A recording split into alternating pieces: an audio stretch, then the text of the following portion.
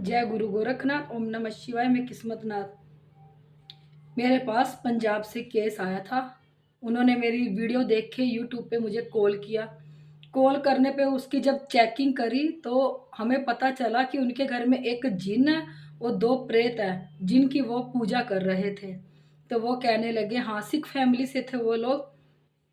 तो वो जिन को पूज रहे थे क्योंकि उनके घर में अनेक से उन्हें तांत्रिक बुलाए, भगत बुलाए, पर उससे कोई भी हल नहीं हुआ। वो जिन किसी से भी नहीं निकला। इतना बुरा हाल कर दिया, कईयों को तो उसने पूरा नंगा करके ही घर से निकाल दिया। इतना वो पावरफुल जिन था क्योंकि वो जिन पीछे से जो उनके घर में बहू थी उनकी, वो लेके आई हुई थी। वो जिन कम से कम 30-40 साल से वो जिन पूज रहा था। आप इतना हिसाब लगाओ, जो 30-40 साल से जिन पूज रहा है उसके अंश कितने बढ़ गए होंगे। उसके इतने ज्यादा अंश बढ़ चुके थे कि वो पीछे से 5 बहनें थी जितने अंश बन गए। और जिस जिस घर में भी वो शादी करके गई वो लड़कियां, उस घर का उन्होंने बेड़ा गर्क कर दिया। क्यों? क्योंकि वो जो जिन था उसके अंश बन चुके थे। और जिस जिसकी शादियां हुई वो जिन के अंश उसके साथ उनके घर पे चले गए। और जिस जिस घर में वो लड़कियां गई उस घर में बेड़ा गर्क हो गया क्योंकि उस जिन ने बेड़ा गर्क कर दिया। फिर ये जो सिख फैमिली आई, इन्होंने हमें सब बताया कि ऐसे ऐसे हमारे घर में दिक्कत आ रही है। तो फिर हमने उन लोगों का उतारा करा। उतारा करने के बाद वो जो जिन था उसका देखो निकल गया क्योंकि उसके अंश बहुत बहुत ज़्यादा थे। उतारे से उसके कुछ अंश बाकी रह गए थे क्योंकि जो हम अपना कार्य देते हैं 1.25 महीना का, वो उन्होंने फिर पूरा किया। फिर उन्होंने उन्होंने बताया, हमने पूछा भी आपने ये भी जिन पूजा क्यों?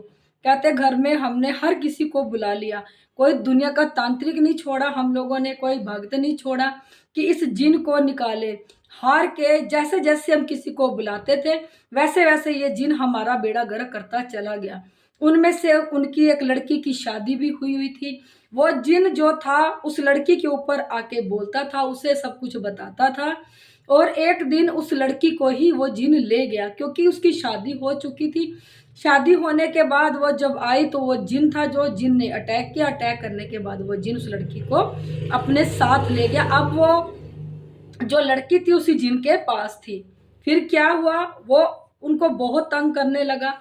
तो उन्होंने हर जगह से कोशिश करी इसे निकालने की, वो निकला नहीं। फिर वो जिन बोला एक दिन कि अगर तुम लोग मुझे पूजोगे, मुझे स्थान दोगे अपने घर में, तो मैं तुम लोगों का कुछ नहीं करूंगा और तुम लोगों का जो कार्य मैं वो भी करूंगा। क्योंकि वो एक मायावी जिन था, क्योंकि वो बहुत सालों पुराना था और उसकी ताकत बहुत बढ़ चुकी थी और उसके अंश भी बहुत ज्यादा बढ़ चुके थे। इसलिए वो माया दिखाता था, वो मायावी जिन था।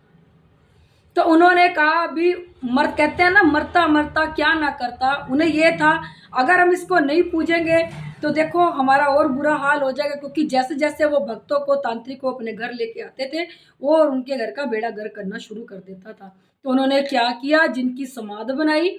समाध बना के वो जिनको उन्होंने पूजना शुरू कर दिया। पूजने के बाद जिन ने और उनका बुरा हाल कर दिया और उनको कहीं से भी कोई आराम नहीं आ रहा था। ये जो सिख फैमिली है मेरे पास आई थी, ये 3 भाई थे जिनमें से इसने अपना इलाज करवा लिया। जो 2 भाई हैं वो अभी भी उस जिन को पूज रहे हैं। इसके घर में जितने अंश थे जिनके, वो खत्म हो चुके हैं। एक अंश रह गया इसके अंदर, जो इसके अंदर ही है। वो धीरे धीरे जो हमने उनको कार्य बताया है वो कर रहे हैं। इसे धीरे धीरे जो वो एक अंश है जिनका, वो भी खत्म हो जाएगा। क्योंकि इन्होंने इतनी उसको भोग दे दे के, उसकी जोत बत्ती कर करके उन्हें ताकतवर बना दिया। मैं आप लोगों को यही कहना चाह रही हूँ कि जिनों के, भूत प्रेतों के डर से मरना तो देखो एक दिन है ही है।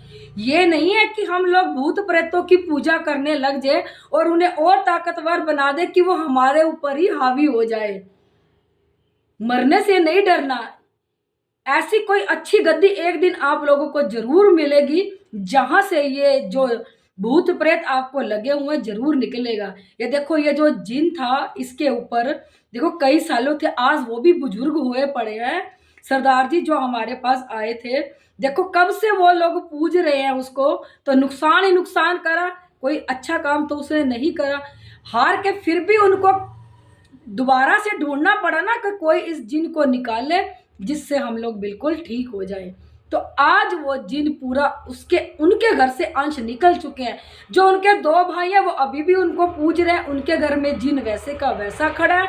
बस इसके ऊपर एक अंश है जिनका, जो धीरे धीरे वो भी निकल जाएगा। क्योंकि कहते हैं ना, जब कोई दुख आता है तो वो बड़ी स्पीड से आता है, जब वो जाता है तो वो कीड़ी की चाल जाता है। तो ऐसे ये भी ठीक हो जाएंगे। आप लोग डर के मारे कभी भी किसी भूत प्रेत को ना पूजो। मरने से क्या डरना, जो इस धरती पे इंसान आया है उसे देखो एक दिन जाना ही है। इससे डर के मारे ये नहीं है कि तुम लोग जिनों और भूत प्रेतों को पूजना शुरू कर दोगे। ये किसी के सच्चे मित्र नहीं होते। पूजने के बाद भी देखो इन्होंने जिन की ताकतवर और बढ़ा दी, और बढ़ाने के बाद उस जिन ने और बेड़ा गर्क ही कर दिया उन लोगों का। शादीशुदा लड़की थी उसको भी मार दिया, आज उसका एक बेटा है जो उन्हीं के पास रह रहा है। इसलिए परमात्मा को पूजो। कहते हैं ना, ट्राई करते रहो। आज इस गद्दी से राम नहीं, आगे से आएगा। परमात्मा ने ऐसा कोई वो नहीं है कि उसने ना बनाया कि इन जिनों की मुक्ति ना हो, इन जिनों की गति ना हो और इन जिनों को कोई मार ना भगाए। ऐसा एक जगह परमात्मा जरूर देता है कि जहां से इन भूत प्रेतों का अंत होता है। इसलिए आप अपना कार्य जारी रखो। एक से निराम है, दूसरे से करो, तीसरे से करो। एक ना एक दिन आप सही जगह पे जरूर पहुंचोगे जहां पे जाके आप लोगों का इलाज हो जाएगा।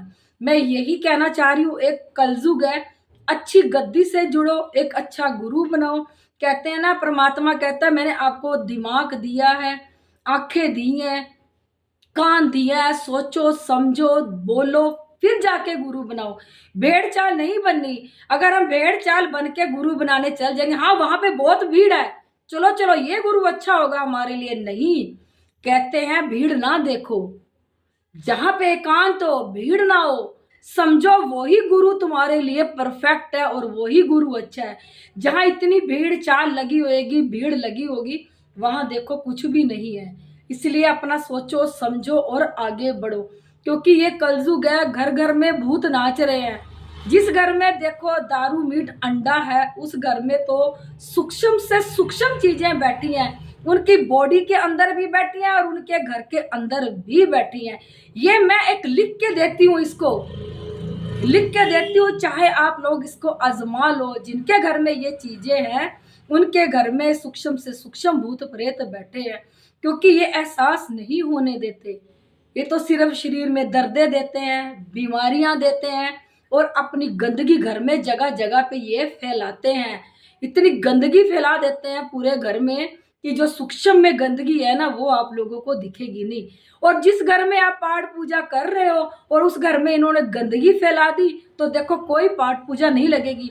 बाकी आप खुद समझदार हो, जहां गंदगी होगी वहां परमात्मा नहीं होगा, जहां गंदगी होगी वहां परमात्मा नहीं होगा। क्योंकि अगर मान लो ये किसी के घर में कोई ये दारू मीट अंडा का सेवन नहीं कर रहा और उसके घर में फिर भी भूत प्रेत बैठे हैं और आ गए, क्योंकि ये कलयुग है, क्योंकि अपने कर्मों की वजह से भी ये चीजें आ जाती हैं। क्योंकि कुछ कर्म दोष पाप हमारे ऐसे होते हैं, कोई इस जन्म के होते हैं, कोई पिछले जन्म के होते हैं, वो भी हमारे आगे आ जाते हैं, उसकी वजह से भी चीजें आ जाती है। फिर हम पाठ पूजा करते हैं तो वो पाठ पूजा नहीं लगती, क्योंकि ये गटर में रहते हैं, गंदगी में रहते हैं, गंद खाते हैं।